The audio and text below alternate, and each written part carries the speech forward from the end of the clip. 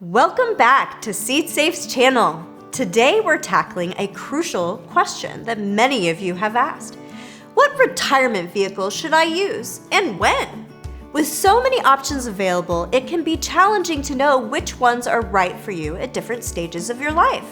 So let's break it down and help you build a solid retirement strategy.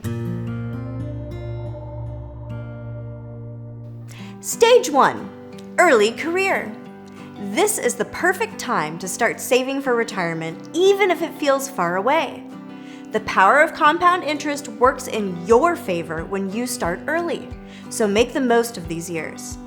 One of the most powerful charts I saw when I was younger made this comparison. Let's take Jack and Jill. Jack contributes $200 a month to a retirement account starting at age 25 and stops at age 35. He then allows this money to continue growing and does not draw from it until he reaches age 65. Let's assume he makes an average return in the market for now. His investments would be worth almost $300,000 at age 65. But Jill doesn't start to invest until age 35. Then she invests $200 per month and does it from age 35 to age 65. Assuming a similar return means that she only ends up with $245,000 at age 65. Even though she contributes 3 times as much as Jack in her lifetime, she misses those 10 most valuable years in the beginning and Jack amasses more. How is this possible? The earlier you start, the smaller tweaks you need to make to your savings over time, and it ends up with an outsized return and compounding in the markets. This is why I started SeedSafe Financial, to help clients see the benefits of investing earlier rather than later. For retirement accounts in your 20s and 30s, there are a few options. First up, consider a 401k if your employer offers that one, especially if they match your contributions. An employer match is essentially free money, so contribute at least as much to get the full match.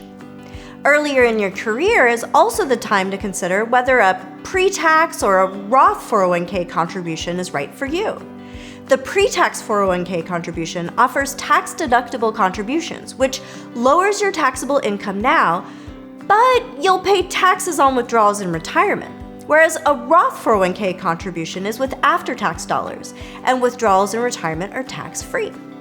The Roth versus pre-tax 401k contribution is all about tax arbitrage, which tax bracket you're in now and which tax bracket you think you'll be in later. You're making a guess as to whether you will benefit more from tax-free income in retirement or if getting the tax deferral now is better. The determination can be hard to make for a young single individual. You have no idea how you will change over the next 30 years and what your spending pattern or income will look like. So this is where rules of thumb can help. If you are currently in the 24% tax bracket or lower, this may be a good time to look at Roth contributions. If you can, consider maxing out your 401k contribution. You can make up to $23,000 in a contribution in 2024. Each year, this amount may increase based on inflation. If you don't have access to a 401k, or if you can save more, consider an individual retirement account or an IRA.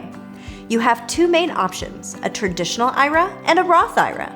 Think of these as mini 401ks where the pre-tax contribution is considered the traditional IRA contribution, but the maximum contribution is only $7,000 in 2024. An additional catch is that the Roth IRA contributions are phased out, meaning you can't contribute directly to a Roth IRA as your income levels increase. The current phase-out is around $146,000 of income for single individuals. Now, stage 2, gaining traction in your 30s and 40s. As you reach your 30s and income is rising, consider 2 additional retirement savings vehicles. One is the Health Savings Account, or HSA. But Rebecca, that's a medical benefit, not a retirement account. An HSA provides a triple tax benefit. Contributions are tax deductible, the account grows tax-free over time, and withdrawals for qualified medical expenses are also tax-free. Unlike FSAs or flexible spending accounts, the HSA is not a use-it-or-lose-it medical reimbursement account. It's a fantastic tool for financial planning. You can make tax-deductible contributions now and then allow the funds to compound in investments over time. and cover healthcare costs in retirement. The maximum contribution to an HSA in 2024 is $8,300 for a family and is set to increase to $8,550 in 2025. Some companies even offer company contributions to an HSA account, from $500 up to $6,000. The main downside of an HSA account is that it's linked to a high-deductible health plan that may include a higher deductible and out-of-pocket maximum for health expenses. So this plan is best utilized when you have the cash flow to pay medical expenses out of pocket now and make the full HSA contribution. Another employer benefit we see popping up more is the after-tax 401k. An after-tax 401k is an additional contribution you can make to your company 401k plan that allows you to put around $40,000 or more into the retirement plan. The after-tax 401k contribution can feel like a Roth 401k contribution if you utilize the Mega Backdoor Roth strategy with it. This requires you to elect to have the after-tax 401k contributions converted to a Roth IRA as in-service distributions while you're there. Then, the money can continue to grow to be tax-free funds in retirement. However, we have seen this strategy's message get lost in the details. If you do not elect to convert your after-tax 401k contribution to a Roth IRA, then the gains on that contribution will grow as pre-tax funds that'll be taxed at a later date, just like the regular 401k. Stage 3, mid-career, your 50s. As you progress in your career, your income likely increases, and so should your retirement contributions. Continue maxing out your 401k, especially since contribution limits tend to increase as you get older. Take full advantage of catch-up contributions. These are additional contributions you can make to your 401k and IRAs if you're 50 years old or older. For a 401k, that's an extra $7,500 a year, and for an IRA, an additional $1,000 annually. Your HSA maximum contribution will also increase by $1,000 at age 55. Now is also a great time to revisit your Roth IRA. Are you taking a year off for a sabbatical? Did you get laid off and are out of the workforce for a bit? Are you down to working part-time as you cruise into retirement? This may be a good time to consider doing a Roth conversion from your traditional IRA. This strategy can be beneficial if you expect your tax rate to be higher in retirement or if you have years with lower taxable income. Remember that conversation from your 20s? But why might my tax rate be higher in retirement? For some who have amassed a large 401k or IRA, it could be due to RMDs or required minimum distributions. An RMD is a mandatory withdrawal from an IRA or other retirement account that the IRS requires account owners to take annually once they reach a certain age. Right now, the latest age is age 73. If you'd like to see the math on this, search the web for an RMD calculator. There are plenty online for examples. But let's do some math right now. Now, let's assume you watched this video in your 20s and started your pre-tax 401k contributions and continued that until age 65. You could end up with a 401k balance well over $5 million in the right portfolio. If you were required to take an RMD this year, you would need to take over $188,000 out of your 401k. What if you don't spend that much in a year? It doesn't matter. You will still be required to take at least $188,000 from your pre-tax 401k balance based off of a $5 million portfolio, and that whole thing is considered taxable income on your tax return. This is one way your tax rate in retirement could be higher than your tax rate today. A Roth conversion can help you lower the amount of your pre-tax 401k balance in chunks ratably over time.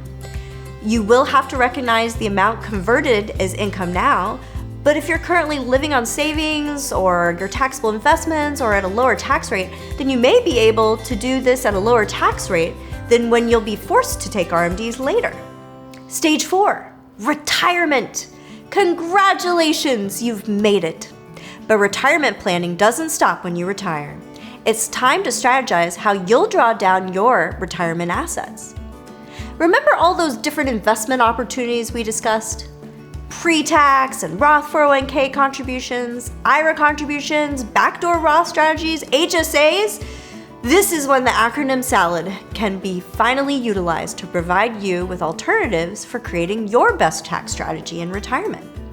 You may use your tax-deferred accounts like your 401k and traditional IRA first to take advantage of the lower tax brackets for income. You may decide on withdrawals from a Roth IRA since they're tax-free and do not have RMDs, making them a valuable asset for covering unexpected expenses or for legacy planning. And then you might consider keeping your HSA invested for the long term in order to pay for health costs in retirement. Even though you can no longer contribute to an HSA after enrolling in Medicare, the funds in your HSA account can still be used for qualified expenses, including Medicare premiums. Now that is a retirement strategy. Life changes, markets fluctuate, and your financial situation will evolve. Schedule regular check-ins with your financial advisor to ensure your retirement plan remains aligned with your goals and circumstances. So, let's repeat those word salad strategies one more time in what I call the hierarchy of savings based on how much free cash flow you have available. First, always build some emergency savings. Make sure you're ready in case something happens you don't expect. 2, contribute to your 401k to get the employer match. 3, contribute to your HSA to get any employer match available. And then start to maximize your HSA contributions and your 401k contributions. Then build some more taxable investment savings for future pre-retirement goals, and then maybe consider making an IRA contribution to a backdoor Roth. If available, dive into the after-tax 401k contributions up to the maximum there, and then contribute even more to taxable investment savings for additional retirement funds. Consider whether an annuity or an irrevocable trust makes sense once you've reached all of those levels. Now, that's a lot of savings. There are so many ways to use retirement strategies, and they add up quickly.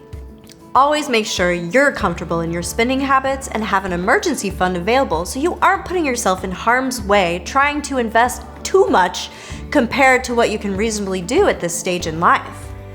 Choosing the right retirement vehicles at each stage is crucial to building a secure and comfortable retirement. If you found this video helpful, give us a thumbs up and subscribe to our channel for more financial insights. Thank you for watching.